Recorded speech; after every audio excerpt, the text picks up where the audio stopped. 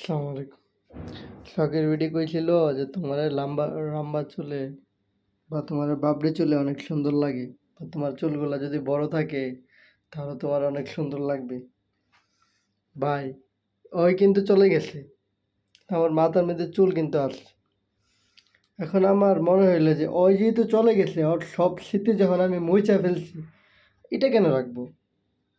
এটা রাখার কোনো প্রশ্নই ওঠে না। এই এত বড় চুল দেখাইলে আমার পুরা পাগলের মতো লাগে। আমি তো ওর সুখের জন্য চুল রাখতাম। ফ্যামিলি থেকে কত কথা, তারপরও চুল কাটি নাই। ফাইনালি কালকে আমি কেটে ফেলবো। তো শখের বিড়ি, তুমি যখন চলে গেছো তখন আর চুল দিয়ে কি করবো?